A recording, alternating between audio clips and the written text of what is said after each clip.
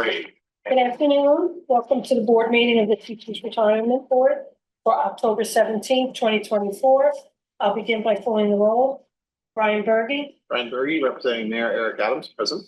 Thomas Brown. Good afternoon, Patricia, present. Good afternoon. Gregory Faulkner. John Dorset. John Doss, designation control, Brad Lambert, present. Victoria Lee. Good afternoon, present. Christina McGrath. Good afternoon, present. We have a quorum. Next on the agenda is an update for TRS operations by Kavita Conwell. Hi, good afternoon. The annual benefit statements for 2024 are now available for almost 128,000 members who are in active service or on leave. Members were notified that this week by email that the statements are available for online viewing. Regarding summer retirements, nearly 1,400 members retired over the summer with a retirement date in July or August. 99% of these members are now receiving payments, including 81% who are receiving finalized benefits as of October payroll. So far, this school year, over 3,600 new members have been enrolled with TRS based on data received from Department of Ed, CUNY, and charter schools. New members receive a welcome letter from TRS when they are enrolled. And finally, regarding our membership expiration process, TRS has contacted almost about 1,400 members who have been inactive for 7 consecutive school years, advising them that their membership has expired. Thank you. Thank you, Kavita, for that. Did I just hear, out of the 1,400 members who retired, 81% will be getting final benefit statements. That's fantastic. Thank you. And you said 99% are finalized? No, 99% are receiving the advance payment. Are receiving advance payments? Yes. And then 81% have received their final. Unbelievable. Thank you. Thank you. Well done. Thank you, Patricia, for that. Great. Next is an update from the actuary. Good afternoon. So my discussions on the actuarial interest rate, this is in statute, it's equal to 7%, and it expires this July 1st, 2025, which will impact the contribution rates for fiscal years 26 and later. Now, the actuarial interest rate is set in by the state legislatures with recommendations from the various stakeholders. My recommendation is to keep it at 7% and extend the expiration date for another 4 years to 2029, and asking for the board's support for us to work with the law department in drafting the extender bill. In your board packets is a one-page slide. I don't know if you have that available. That shows you my kind of thoughts on the topic. The upper left, you should have a one-page slide someplace in the board material. But the upper left-hand corner of that shows the TRS historical rates over a 10, 20, 30, 40-year periods. And those rates historically have been from 7% to 9.1%. But, you know, the chart's a little misleading because the older rates are gross returns and the current rates, as footnoted in there, are net returns. So you see a slight downward trend over the years as the gross rates are replaced with the net rates. But, you know, as investment folks will say, past performance is not indicative of future performance. So on the lower left of the slide shows what your investment consultants expect the return to be for the next 30 years. And this is something we get from your investment consultants when we do the GASB reporting every year. And in that slide in the lower left, you can see the 5 systems. So the investment consultants from all 5 systems with TRS with a little yellow box around it. So the most current estimates from your investment consultants for the next 30 years is a 7.83% return. Upper right-hand slide, corner of the slide shows what other public sector plans across the country are using. There's 131 plans in the survey from NASRA, National Association of State Retirement Administrators, And it included NICERS and TRS. It did not include police, fire, and BERS in that survey. But you see a little yellow line in that slide showing where NICERS and TRS are. And you're right at the median of what all public plans are doing at the 7%. And then finally, the lower right-hand corner of the slide shows a quote from the most recent actuarial auditor hired by the comptroller, which says the current economic assumptions are reasonable. So my recommendation is to keep it at 7, since the past performance, future expectations, and kind of the median across the country is 7%. Extended 4 years, so it lines up with the next actuarial audit. The comptroller is hiring a new auditor for the next 4-year cycle. When they're done, we can look at this again. The last thing I'll note is the statute that extends the AIR also sets 3 other interest rates for certain member contributions in Tier 1 and Tier 2. Those historically have not changed, and we're not recommending any changes to those. So with that, I'm happy to answer questions. If not, we ask the board to support the process through a resolution. Thank you, Mark. Any questions from Mark? 7%.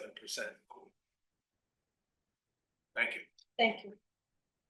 Next on the agenda is the executive director's report, and the first item on that is the matter of the next meeting, which is going to be held on Thursday, November 21st, 2024.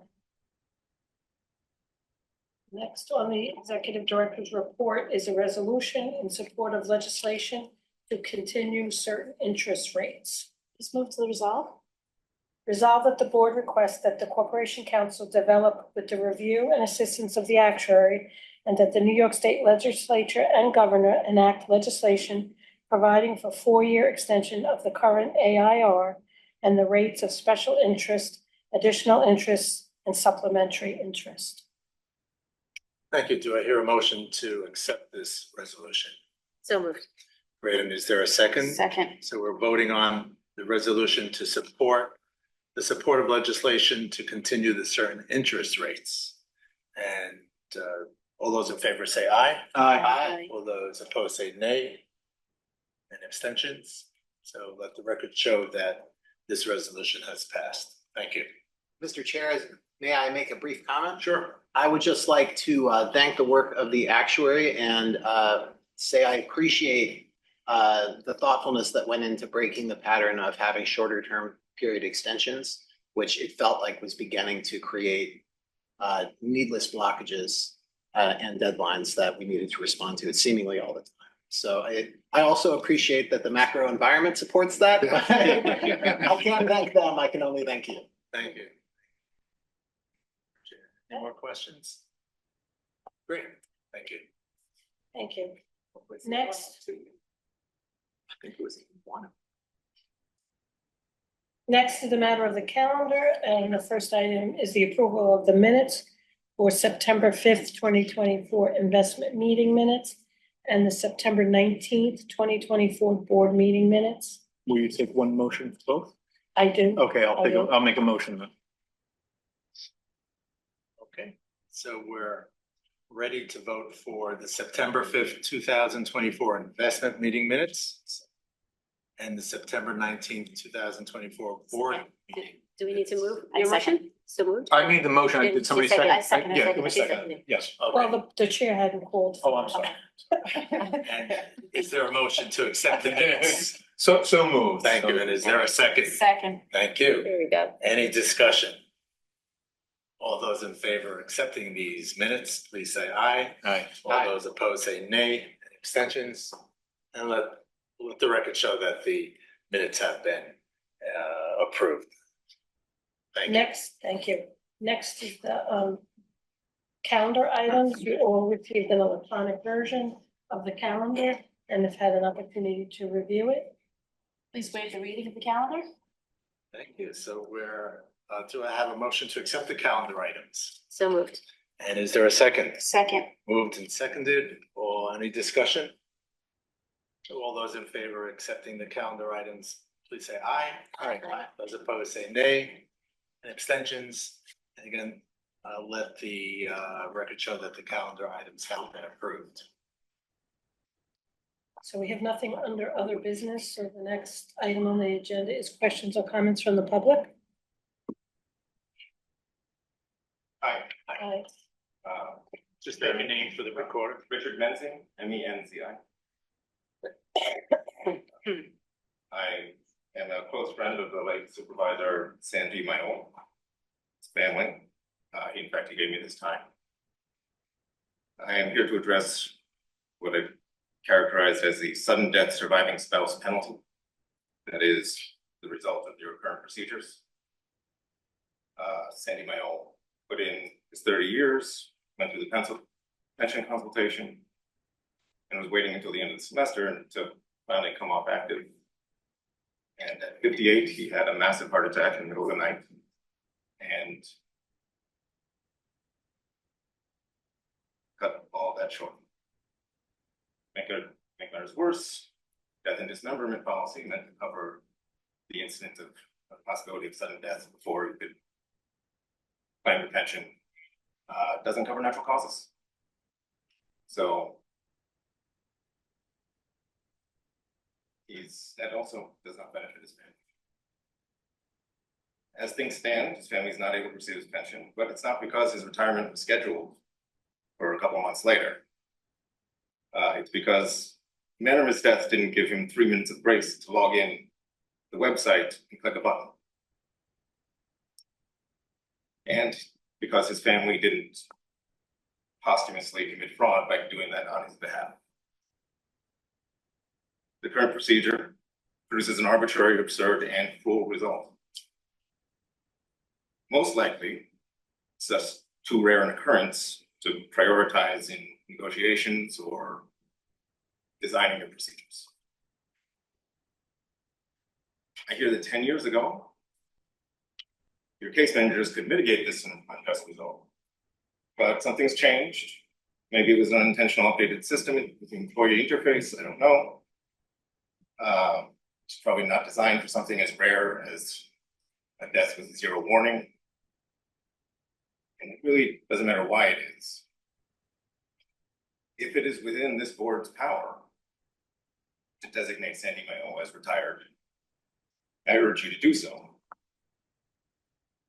The 3 teacher members plus the directly elected politician, the 3 teacher members, I would hope, could be persuaded that if your families were in a similar position, that they should be given the same grace and consideration. The comptroller might note how rare it is for someone in his office to be able to help his constituents on an individual level. How much loyalty, his grassroots support, it might burn to facilitate solving this. Together, you 4 can carry a vote if it's within the board's power. And the rest of you are invited to join as well for doing the right thing. If it's not within your power because this new rigidity is because of some agreement, then we'll find who made the agreement and get them to agree to a waiver. They have the power to set up the system. They have the power to create a waiver. If it's a quirk of law, we'll get a new law. Just need to know what process we need to do if it's not within your control.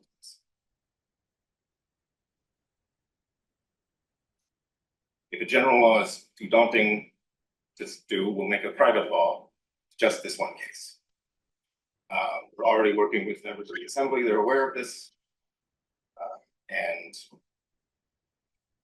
we're reaching out to some of you probably. But however we fix this, and one thing is very clear. 3 minutes warning in an internet connection should not be the difference between a grieving family who is a member of this union and paid into this fund for 30 years, being able to live comfortably and losing their home. So I would love to hear your insights on if this is something you can do to designate a fan as retired. If not, who can? So unfortunately, we really can't speak about a member-specific case in public session. So I would suggest that the beneficiaries of the member get in contact with TRS or They have write. that. Okay, well, I'm the executive director, so they can write me a letter. And then we'll take a look at the circumstances and then get back to them. Okay. But a picture bill is also another avenue that you can consider. And it sounds like you're already doing that. If that's what's required, then that's welcome. Okay, well, have them write to me and then take a look at the circumstances and get back with them. Thank you for coming up and our condolences. Yes, I'm very sorry. Condolences, sorry, thank you.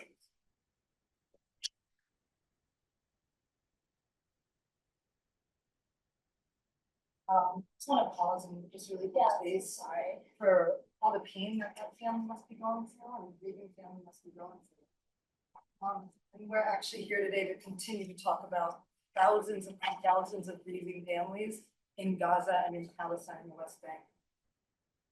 So we're back. We were here last month, but this time around, we have about 200 people downstairs rallying and making sure that our demand to get on the agenda to allow a resolution for divestment of our TRS system from Israeli securities. I'm going to introduce myself again. I'm Nadia Inab. I am a UFT member. I am a TRS member. I'm a mother. I'm a wife. I'm a sister. I'm a cousin. I am a granddaughter. I am everything you can think of. I am an American. But most importantly, right now, I am Palestinian. For those of you who have never met one, congratulations, you have just met one today. Okay? We're here because we've been stonewalled. We gave you guys information last month and we asked for a reply, and we didn't, as of last night, have not received a reply yet. We haven't checked our emails this morning. So as of last night, we have not received anything. This is our organization's fifth visit to you guys up here at the board. And hopefully this is the one where it moves the needle. And now that you've met a Palestinian, you see we're human. So my question to you today is, what is your number? What's your number? Your number? What is your number? What is your number? What is your number? And if you're wondering what number I'm talking about, the number is how many dead Palestinians will it take for you to allow a resolution on an agenda for us to divest our pensions from Israeli securities.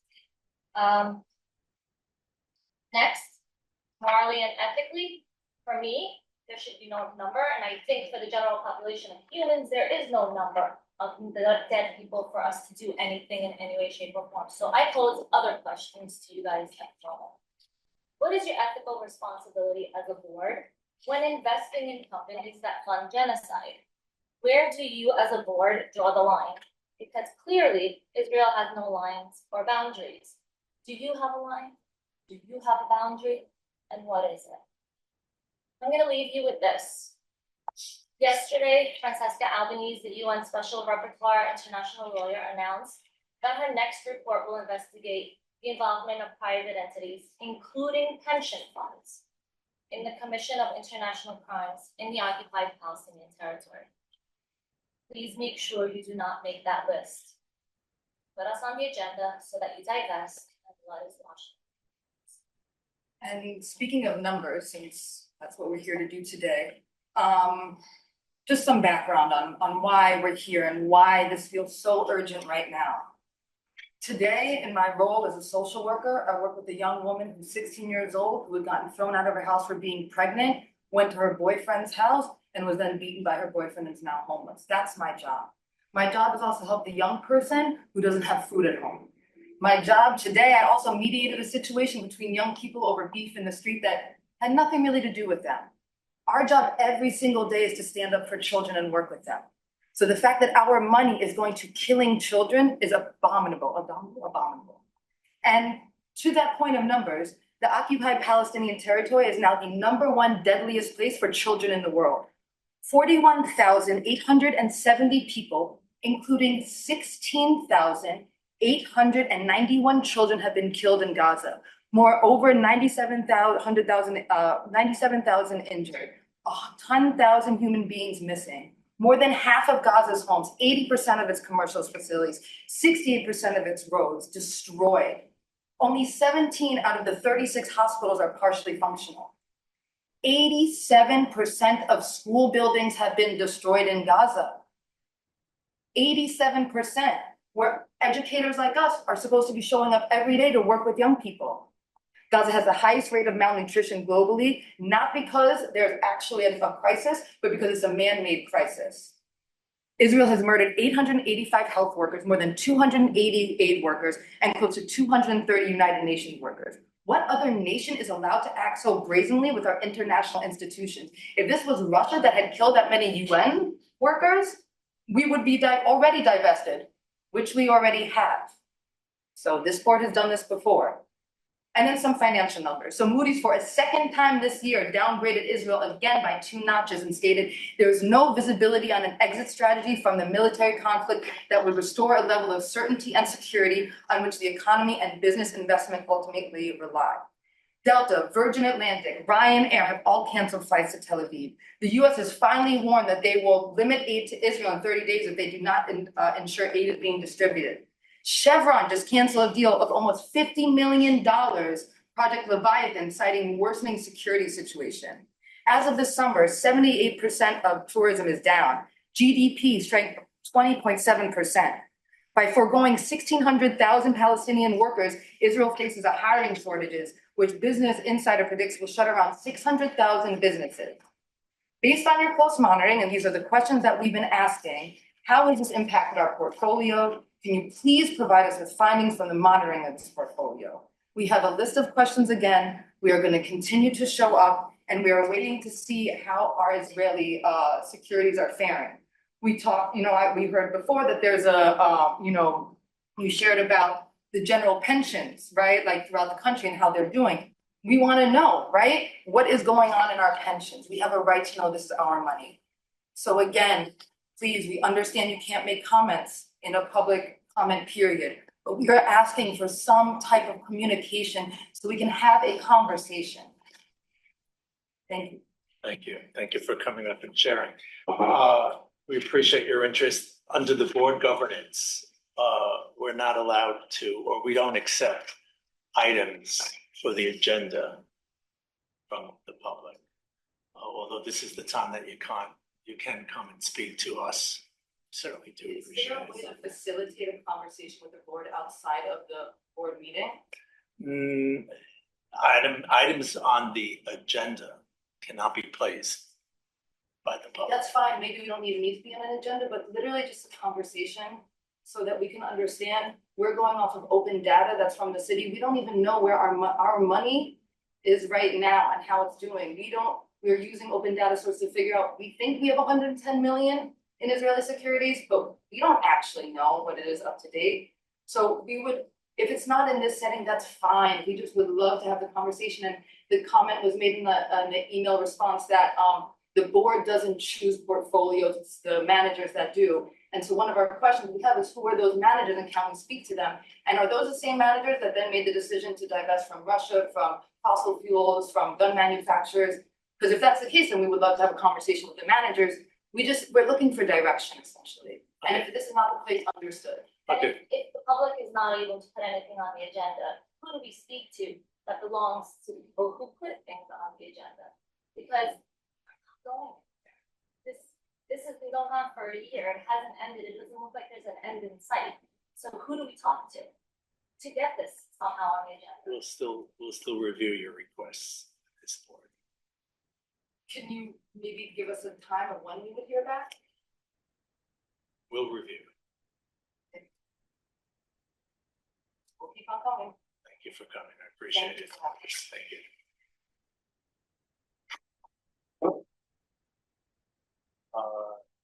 Anything else?